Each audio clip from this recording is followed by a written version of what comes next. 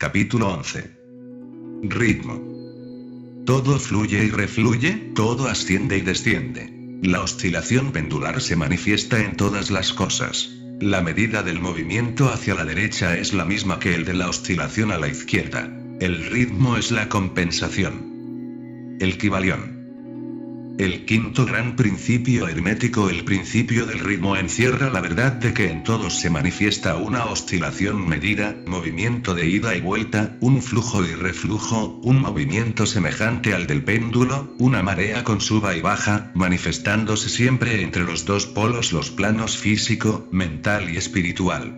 El principio del ritmo está estrechamente relacionado con el principio de polaridad, descrito en el capítulo anterior.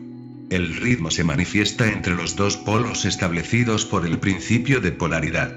Esto no significa, sin embargo, que la oscilación rítmica vaya hasta los extremos de cada polo, pues esto sucede rarísimas veces. En realidad, es muy difícil establecer los opuestos polares extremos en la mayoría de los casos. Pero la oscilación es siempre hacia un polo primero, y después hacia el otro. Siempre hay una acción y una reacción, un avance y un retroceso, una elevación y una caída, manifestándose en todas las cosas y fenómenos del universo. Moles, mundos, hombres, animales, vegetales, minerales, energías, fuerzas, mente y materia, y hasta el mismo espíritu manifiestan este principio. El principio se manifiesta en la creación y destrucción de los mundos, en la elevación y caída de las naciones, en la historia de la vida de todas las cosas y, finalmente, en los estados mentales del hombre.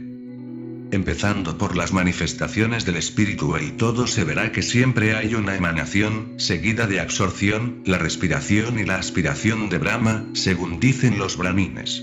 Los universos se crean, alcanzan el punto más bajo de maternidad y entonces comienzan la oscilación de vuelta. Los soles nacen, alcanzan la cumbre de su poder, empieza el progreso de su retrogresión y después de eones sin cuento se convierten en muertas masas de materia, esperando otro impulso que imparta en ellos nuevas energías internas y que los lleve a un nuevo ciclo de vida solar. Y así sucede con todos los mundos, nacen, crecen y mueren, solo para renacer de nuevo. E igualmente sucede con todas las cosas de cuerpo o forma, oscilan de la acción a la reacción, del nacimiento a la muerte, de la actividad a la inactividad, y de nuevo comienza el ciclo. Lo mismo pasa con todos los grandes movimientos filosóficos, credos de cualquier clase, gobiernos, naciones, etc. Nacen, crecen, llegan a su madurez, decaen, mueren, solo para renacer de nuevo. La oscilación pendular es evidente por doquiera. La noche sigue al día y el día a la noche. El péndulo oscila del verano al invierno y de este a aquel. Los corpúsculos, átomos y moléculas y todas las masas de materia, oscilan en torno del círculo que corresponde a su naturaleza. No hay tal reposo absoluto o cesación de movimiento. Todo movimiento participa del ritmo. Este principio es de aplicación universal. Puede ser aplicado a cualquier cuestión o fenómeno de las muchas fases de la vida. Puede aplicarse a todas las fases de la humana actividad. Siempre existe la oscilación rítmica de un polo a otro. El péndulo universal está siempre en movimiento. Las mareas de la vida fluyen y refluyen de acuerdo con la ley. La ciencia moderna reconoce el principio del ritmo, y lo considera de aplicación universal en cuanto se refiere a las cosas materiales. Pero los herméticos llevan el principio mucho más allá y saben que sus manifestaciones se extienden a las actividades mentales del hombre, y que él solo explica la gran sucesión de sus modalidades, sentimientos y otros cambios contundentes que notamos en nosotros mismos. Pero los herméticos, al estudiar la operación de este principio, han descubierto el modo de subtraerse a las actividades mediante la transmutación. Los maestros herméticos descubrieron que en tanto que el principio del ritmo era invariable, y evidente en todos los fenómenos mentales, había dos planos de manifestación en lo que a los fenómenos mentales concernía. Descubrieron que había dos planos generales de conciencia, el inferior y el superior, y este descubrimiento les permitió elevarse al plano superior, escapando a la oscilación del péndulo rítmico, que se manifestaba en el plano inferior. En otras palabras, la oscilación del péndulo se produce en el plano inconsciente y la conciencia no queda, por consiguiente, afectada. A esta ley la llamaron la ley de la neutralización. Su operación consiste en elevar al ego sobre las vibraciones del plano inconsciente de la actividad mental, de manera que la oscilación negativa del péndulo no se manifieste en la conciencia y no quede uno afectado por ella. Es lo mismo que levantarse por encima de una cosa y dejar que pase hasta por debajo de uno. El instructor o discípulo hermético se polariza a sí mismo en el polo requerido, y por un procedimiento semejante a rehusar el participar en la oscilación retrógrada, o si se prefiere, negando su influencia sobre él, se mantiene firmemente en su posición polarizada, y permite al péndulo mental oscilar hacia atrás en el plano inconsciente. Todo hombre, que en mayor o menor grado, ha adquirido cierto dominio de sí mismo, realiza esto más o menos conscientemente, impidiendo que sus modalidades o estados mentales negativos lo afecten, mediante la aplicación de la ley de la neutralización.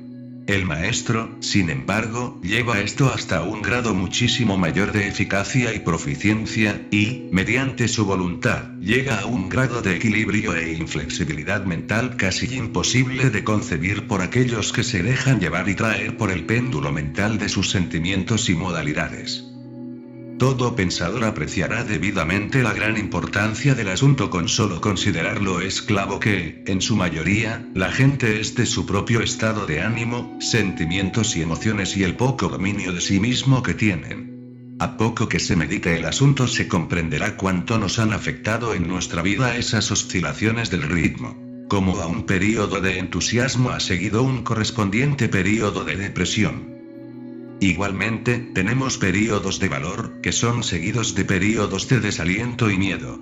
Y así sucede con todos o la mayoría, por lo menos marea de sentimientos y emociones se elevan y caen, pero nunca sospechan la causa de ese fenómeno. Si se comprende la operación de este principio, se obtendrá la clave para dominar esas oscilaciones y uno podrá conocerse a sí mismo mucho mejor, evitando además el dejarse llevar por esos flujos y reflujos. La voluntad es muy superior a la manifestación consciente de este principio, por más que el principio mismo nunca puede ser destruido. Podremos sustraernos a sus efectos, pero, no obstante, el principio obrará. El péndulo siempre oscila, si bien podemos evitar el ser arrastrados por su oscilación. Existen, además, otras particularidades en la operación de este principio del ritmo, de las que vamos a hablar ahora. Dentro de su operación entra lo que se conoce como ley de compensación. Una de las definiciones o significados de la palabra compensación es contrabalancear, equilibrar, y en este sentido se emplea dicho término en la filosofía hermética. A esta ley de compensación se refiere el Kybalión cuando dice: la medida de la oscilación hacia la derecha es la misma que la de la oscilación a la izquierda. El ritmo es la compensación. La ley de compensación es la que hace que la oscilación en una dirección determine otra oscilación en sentido contrario, y así se equilibran mutuamente. En el plano físico vemos muchos ejemplos de esta ley. El péndulo de un reloj oscila hasta cierto punto hacia la derecha y de allí vuelve a oscilar hacia la izquierda otro tanto. Las estaciones se equilibran unas a otras de la misma manera. Las mareas obedecen a la misma ley. Y la misma ley se manifiesta en todos los fenómenos del ritmo. El péndulo que solo hace una oscilación corta hacia la derecha, hace otra oscilación corta hacia la izquierda. Si la oscilación hacia la derecha es grande, la oscilación hacia la izquierda lo es igualmente. Un objeto cualquiera arrojado hacia arriba, tiene que recorrer exactamente el mismo camino de vuelta. La fuerza con que se lanza un proyectil hacia arriba se reproduce cuando el proyectil vuelve a la tierra. Esta ley es constante en el plano físico, como cualquier referencia a la mayor autoridad científica lo corroborará. Pero el hermético lo lleva aún más allá. Y afirma que los estados mentales están sujetos a la misma ley. El hombre capaz de gozar agudamente, es también capaz de sufrir en igual grado. El que solo es capaz de escaso dolor, tampoco puede gozar más que escaso placer. El cerdo sufre mentalmente muy poco. Pero, en cambio, tampoco puede gozar gran cosa, está compensado. Por otra parte, hay animales que gozan extraordinariamente, pero también su sistema nervioso y temperamento los hacen sufrir extremos grados de dolor. Igualmente sucede con el hombre. Hay temperamentos que solo son capaces de muy poco goce, pero entonces solo existe, como compensación, una capacidad para soportar muy poco dolor, en tanto que otros hombres pueden gozar intensamente, sufren en igual grado. La regla es que la capacidad para el placer y el dolor en cada individuo está equilibrada. La ley de compensación opera ampliamente aquí también. Pero el hermético va más allá aún en esta materia, y afirma que antes de que uno pueda gozar de cierto grado de placer es necesario que haya oscilado proporcionalmente otro tanto hacia el otro polo del sentimiento o sensación. El negativo en esta materia precede al positivo. Es decir, que al experimentar cierto grado de placer no se seguirá que haya que pagarlo con un correspondiente grado de dolor. Por el contrario, el placer es la oscilación rítmica, de acuerdo con la ley de compensación, originada por un grado de dolor experimentado previamente, bien en la vida actual o en encarnaciones anteriores. Y esto arroja una nueva luz sobre el problema del dolor.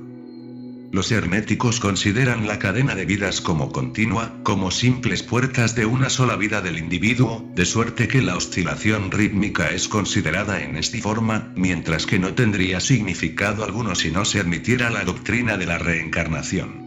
Pero, además, el hermético sostiene que el maestro o el discípulo avanzado es capaz, en grado superlativo, de rehuir la oscilación hacia el dolor, realizando el proceso de neutralización a que aludiéramos anteriormente. Ascendiendo al plano superior del ego, se evitan muchas de las experiencias que llegan a los que habitan en planos inferiores. La ley de compensación desempeña una parte importante en la vida de los hombres, pues se verá que uno generalmente paga el precio de lo que tiene o le falta. Si se posee una cosa, falta otra, y así se equilibra la balanza. Nadie puede guardarse su centavo y tener al mismo tiempo la torta, todo tiene su lado agradable y desagradable. Las cosas que uno obtiene siempre las paga con las que pierde. El rico posee mucho de lo que al pobre le falta, mientras que el pobre posee cosas que frecuentemente están fuera del alcance del rico.